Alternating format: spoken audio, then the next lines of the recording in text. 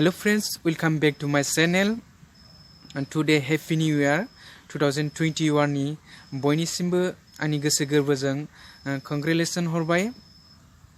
Happy New Year नि गोदान मोनसे टपिक लानानै फैदों लोगो नोंथांमोन। भिडिअखौ बिगिनिं टु एन्डिं जागायनायनिफ्राय लानानै जोबजासिम नायलांगोन होननानै आं आसा खालामबाय आरो नोंथाङा जुदि आंनि चेनेलाव गोदानबा चेनेलखौ साबस्क्राइब खालामदो, लाइक खालामदो आरो कमेन्ट खालामदो आरो हागौमानि शेयार खालाम लोगो नोंथांमोन आरो आगदाथिंजाय थानाय नटिफिकेसनफोरखौ थुनानै होआखैबा थुनानै लादो लोगो नोंथांमोन।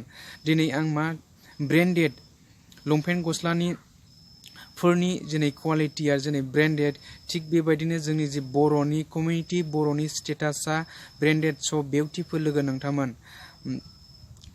आं माने फैबाय थानाय जि जेनेरेसन आरो आंनि जि बेस्टनि जि लोगोफोरनिसिम माने आं खावलायो माने जोंनि जि राव हारिमु थुनलाइ आरो गासै गाननाय जोमनायखौ माने गोजौ प्लेटफर्माव गाज्रि रोखोमै दिखोहरनो नाङा लोगो नोंथांमोन।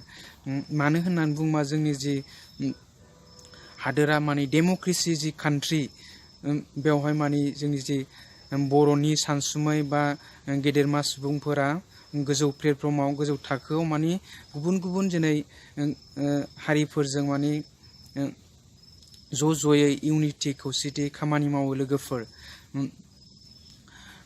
बै गोजौ प्लेटफर्माव बावहाय माने गोजौ प्लेटफर्मनि जि खथा बै खथाफोराव दिनै मैला दाखोरफोर थायो लोगोफोर। बै दाखोरफोरखौ दिनै बोस्रांलांनोबा जोङो गाहायनिफ्रायनो बोस्रांलांनांगौ जायो लोगोफोर। टटेल चेन्ज होननानै बुंदों। माखौ टटेल चेन्ज होननानै बुङो?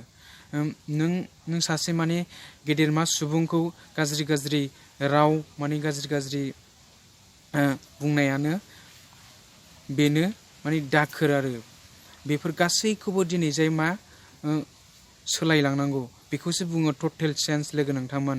दिनै आं बेखिनिखौ बुंबाय लोगो नोंथांमोन। आरोबाव जोबनायाव हेपि निउ इयारनि बयनिसिमबो थेंक इउ स' माच लोगो नोंथांमोन। गोजोननाय हरबाय आरो खुलुमबाय।